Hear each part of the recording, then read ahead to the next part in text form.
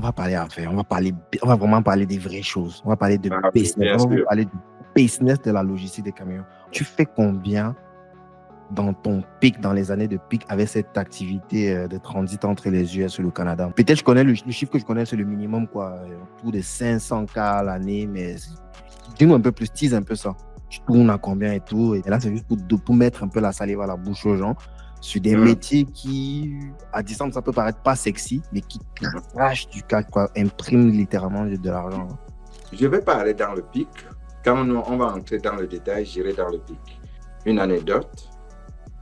Je me rappelle quand j'ai acheté ou créé Sikati Enterprises Ltd, qui est mon entreprise qui couvre la logistique au Canada, Nord-Amérique.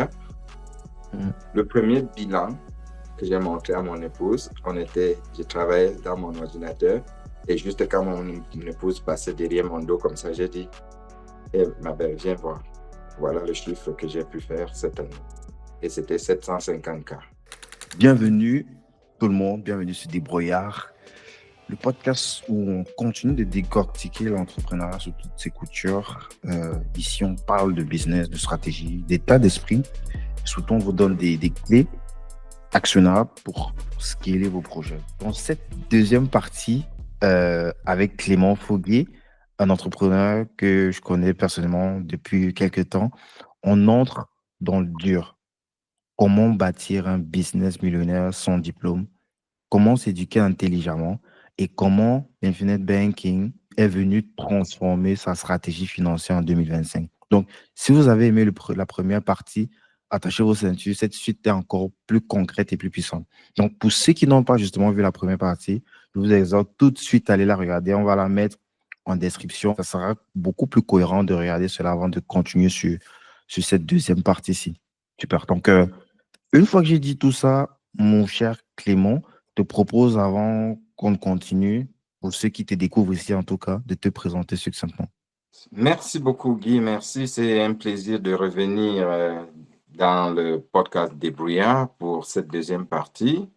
On a beaucoup échangé. Bon, Dieu merci, finalement, nous sommes là. Mon nom, c'est Clément Foguet. Je réside au Canada. Comme je l'avais dit dans la première partie, tout ce que je vois, je fais. Donc, Jean-Michel Cancan. je suis là pour résoudre les problèmes.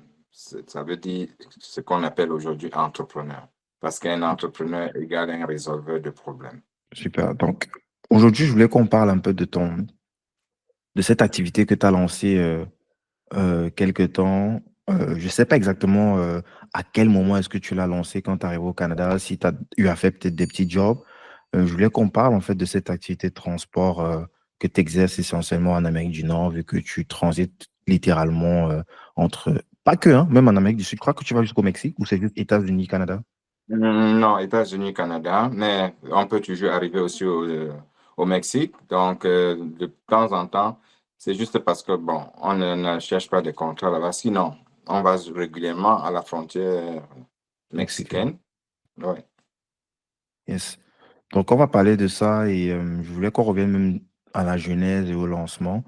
Donc, tu es aujourd'hui à la tête de ce business dans le transport qui approche quand même presque chaque année le $1 million annuel, parfois plus, donc selon ce que tu peux partager. Est-ce que tu peux raconter comment est-ce que tu es entré dans ce secteur?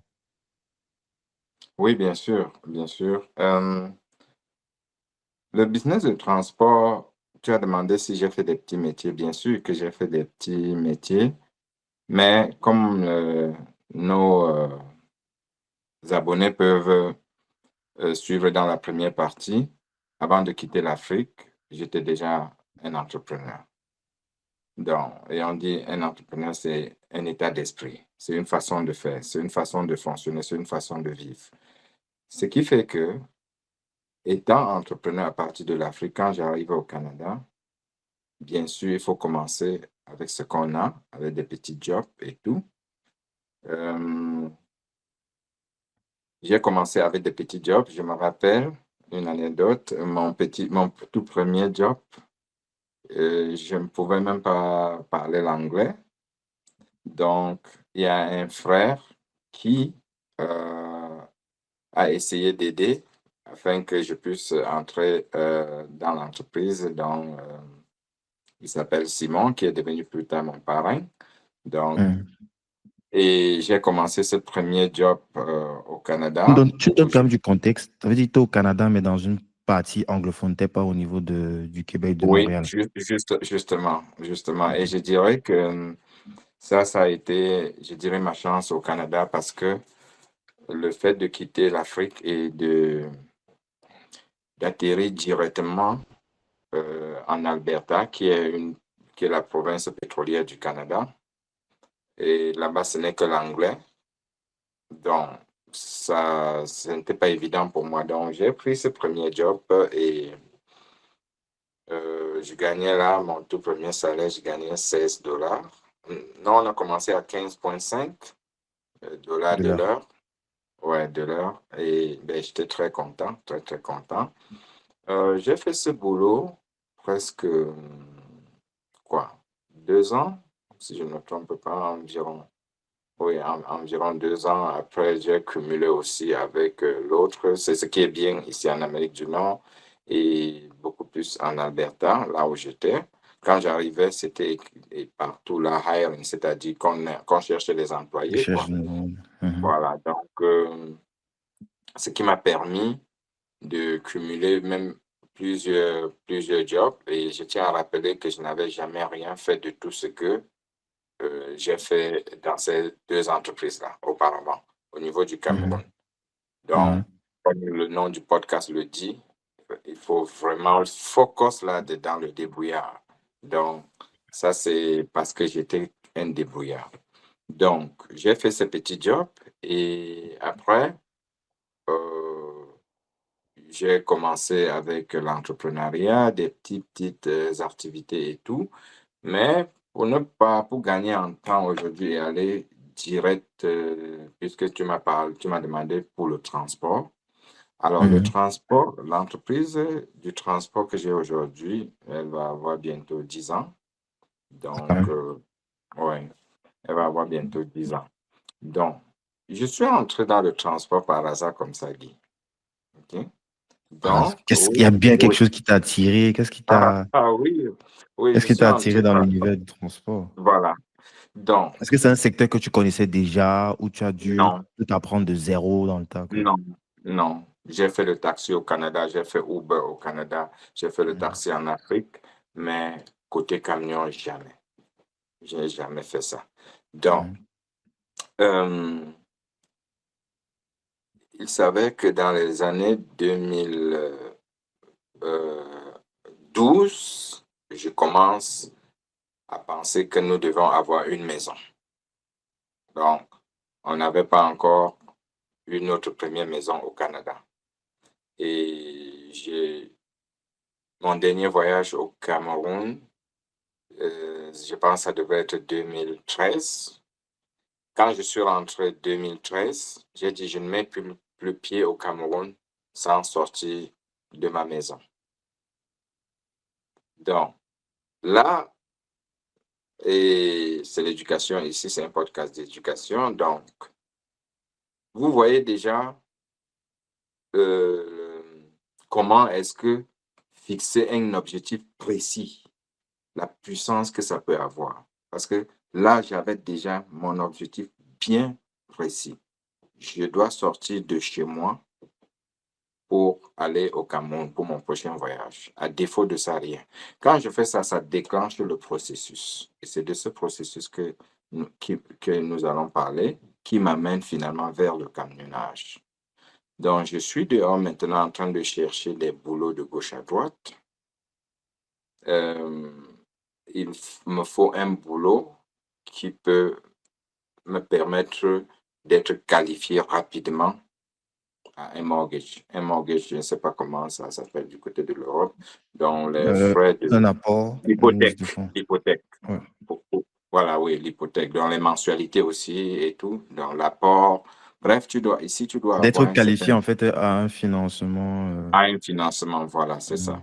Mhm. Oui, donc, pour cela, parce que je sortais là d'un comme je dois dire quoi, chômage entre guillemets, parce que c'était pas chômage, j'étais en train de C'était des faire mes boulots pas tests. qualifiés ou peu Oui, qualifiés. voilà. Donc, j'étais dans mes tests d'entrepreneuriat à fond et tout, ce qui fait que je ne pouvais pas être qualifié avec une activité indépendante, par exemple. Donc, il Mhm, fallait comme un paycheck dans les fiches de paye que je prouve que oui, je mhm, gagne de l'argent comme ça. Et pour cela, j'ai besoin de montrer d'affilée comme ça au moins 6 mois. mhm, Et un bon paycheck aussi. C'est-à-dire, ça doit être consistant. J'ai regardé, vu mon niveau scolaire, tu as commencé au début et on va en parler, vu mon niveau scolaire, je ne pouvais pas aussi avoir un boulot qui peut me permettre de gagner un salaire assez décent, qui pourrait me permettre d'aller chercher ce mortgage-là. Ça, c'est à cette époque. Il ne faut pas que les mhm. gens puissent se fermer. Non, ça a beaucoup évolué quand même. Ça a Beaucoup beaucoup évolué, évolué. ouais. Avec Oui, des oui. boulots, il peut même avec un boulot, même en bossant avec Uber, tu peux. Voilà. Oui, donc que les gens ne se bloquent pas. Ça, c'était pour Mhm, cette époque-là. Donc, je tombe sur un ami comme ça. En parenthèse, j'ai fait beaucoup d'activités, parmi lesquelles le entertainment. Donc, j'avais un groupe culturel, Calgary Afro Cultural Group, ça c'est le nom. Donc, groupe africain de la culture africaine, quelque chose comme ça en français, je ne sais pas trop. C'était Donc, quoi, de la musique ou quoi? Ou non pas de la musique, de la l'événementiel? danse. Oui, événement, c'est de la danse Mhm, africaine, tout ce qui est danse africaine. Moi, je faisais mhm, avec les jeunes enfants africains de Calgary. Ce qui fait que je les mhm, prenais un peu partout comme ça, je les enseignais nos mhm, différentes danses. Et on mhm, partait maintenant présenter ça dans les différents spectacles de la ville. C'est comme mhm, ça que le papa d'une de mes danseuses de l'époque, lors d'un entraînement, d'un training, mhm. il me dit que ben, si tu as le class one, c'est le Le permis de permis, niveau. voilà, dernier niveau pour conduire le camion. Mhm. Si tu as ça, mais il y a quelqu'un là, on s'est rencontrés, il m'a dit qu'il veut un Un chauffeur chauffeur. camion. Oui, un chauffeur camion. Et c'est comme ça que directement, j'ai dit, ben,